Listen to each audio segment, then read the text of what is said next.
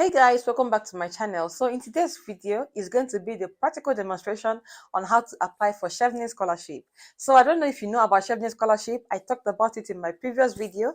If you haven't watched that video, please kindly go back and watch the video so you would understand what I'm talking about today. Hi, my name is Chinemere and you are most welcome back to my channel. If you are stopping by for the first time, hello, you are most welcome. Please don't forget to like this video, share it and subscribe to my channel. And to my returning subscribers, thank you so much guys for coming back. So yeah, let's get right on with the video. Now I'll be sharing my screen with you guys so we'll go ahead and do this together. So you just go on your screen. You can use any browser you want. I'm using Google. Then you type Chevening Scholarship 2022. You click on apply and then you go down. You can read through all of this. Normally you would like to read through all of this just to see if there is any information there. When you're done, you go back to your country and select your country. I'll select my country from here, which is Nigeria, and then you will select the award.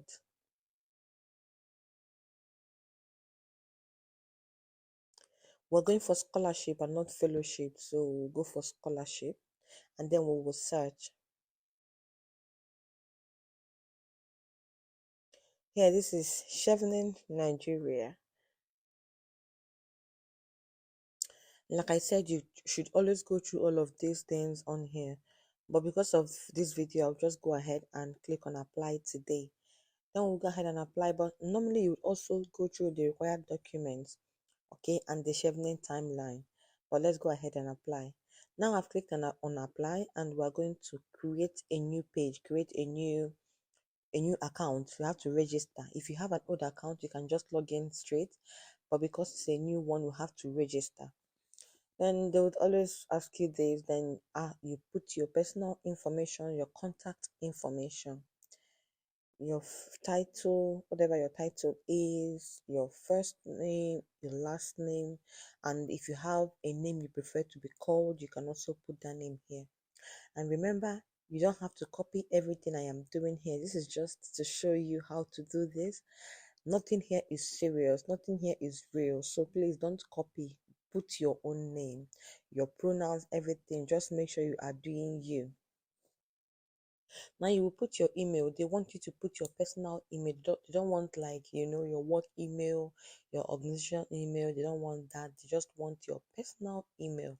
So I'm going to put my email at this point. Then you will also go ahead and confirm your email when you are done.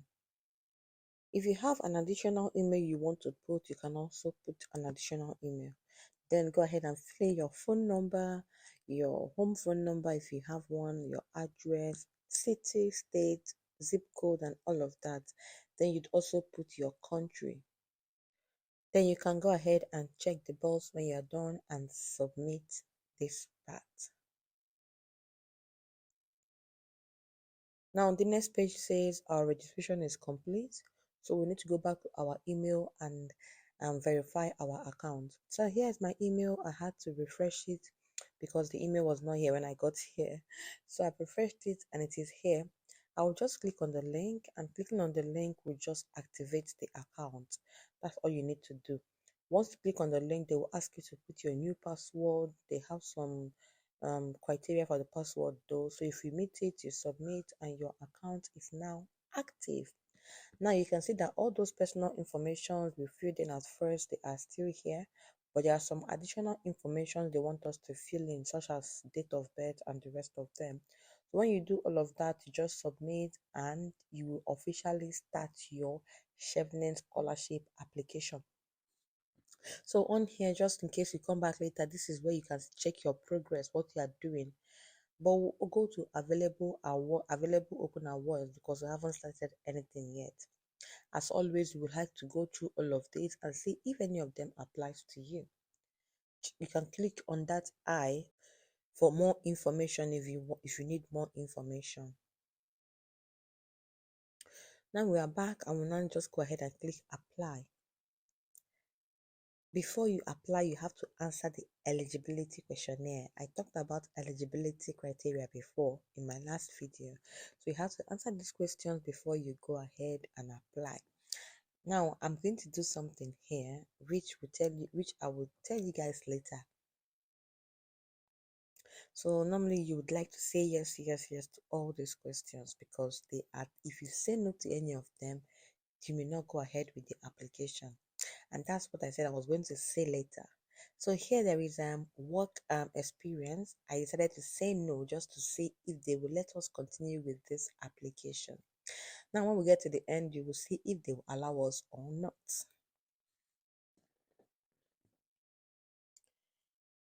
So I went ahead and I clicked on submit the form, but I could not go ahead with this application.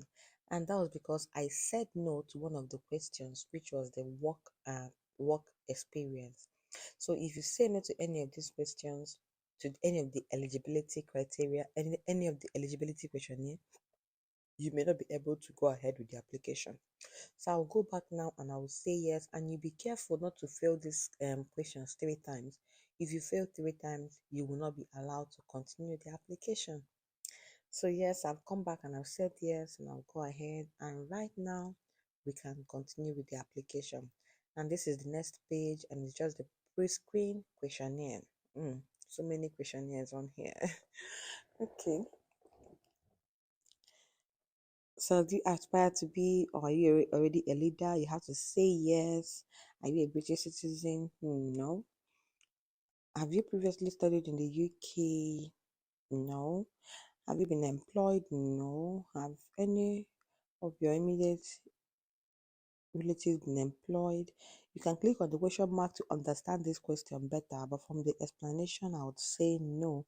If it is yes for you, please go ahead and click yes. Now you will submit the pre-screen. You can always save draft if you're not sure of submitting, but me, I've just gone ahead to submit. So here is the background questions. Of course, the things we filled in earlier in our personal details are still on here, but there are still some few questions they want us to complete, and that's where you want to push your interview to be held if you are selected. At this point, you now select your education details, what your qualifications and all. If you only have an undergraduate degree, you can put that. If you have a postgraduate as well, you can select that. So for now, I'm going to fill in all these details. Like I would always say, please fill this based on your circumstances. Don't copy any of this because none of it is correct. It's not correct at all. So yes, I'll just go ahead, fill the degree subject, the date that started and the date ended, course title and every other thing, the result scale, whether it's from um fail to first class or that's what they mean by this result scale. Then you will now choose your own result, what you got, whether it's 2-1, 2-2, first class or third class. Then we'll submit, and if you have more you can add more. If you don't have more, you can just leave it at this. But they've also advised that if you have up to or more than 15 qualifications, you will not be allowed to continue with the scholarship application. So no go do pass yourself, just put maybe 1 or 2, that's fine. Work experience, of course, work experience is very, very important. And if you are part-time, if you're working part-time, you can select part-time. If you're working full-time, anyone, just say yes, we are working, and then you add your work experience. At this point, they will ask you your organization, your job title, and things, your responsibility, like your role. You can go ahead and also explain all of this to them. And yes, and they will ask you how many hours you work per week, and they will calculate how long you have worked since you started working. So at this point, you won't calculate it yourself, they'll do a calculation for you. If it is not up to the number of hours they are expecting, I'm not sure you'll be allowed to go ahead with this application. So yeah, just here, I'm just going to write a brief summary of the responsibilities and then the sector. I'm going to go ahead and submit. The submission is successful, and the next one is the essay questions. I won't be writing these essay questions in this video because it's going to be obviously too long, but I would advise you go online and Google Chevening essay questions. You can go that far. Yes, make sure you are writing something really convincing. it should be, I think this should be the criteria upon which many people will be selected. So I would advise you check out all of this before writing this part. Now you can go ahead, go online and do this. There are some videos as well on YouTube that you can check out about these essay questions and how to reply and how to write them. And there and also on Google as well. There are some examples on Google that you can also use to write yours. But please make sure you are researching about this. If you can research, I think you should research more about this before filling this in because it is that important. The next one is the application information. This part is just for you to fill in information about the universities that you've gotten admission in the UK, whether it is conditional or unconditional. So yeah, that's this point. That's what you do. Just click on that and select the university, select the course, and select if you've applied to them or not, and the rank. So for this one, I would say number one. And have I applied? I said no. But yes, and they're advising you to apply before the 13th of July 2023, which is the deadline for this. So you would do well to do this before then. Then this is the second one, and then I'm selecting this as number two. And have I applied? I still said no here that I haven't applied. Then I'll submit and add new. Now for this one, I'll select a different university, the same course, and yes, I'll say I've applied and I've gotten a conditional offer. Now they're still asking that I should meet the conditions before the July 2023. Still on the application information, you would put the subject area based on the three courses you chose, the subject area where they fall in. Now you'd answer all these ones. Do you have a valid passport, your passport ID number? Do you have a refugee status? Do you hold any other form of legal residency? Just answer all this based on what applies to you. Yeah, if you have anyone you have to say yes to, you can say yes to them. If you have anyone you have to say no to, just say no to them. Answering this question based on how I'm applying for this scholarship. I wouldn't submit this. So yeah, please be careful when answering yours. And the next thing we will do is terms and condition. So for this terms and condition, you can see there is no, there is no option for no. So you have to say yes to everything they are saying.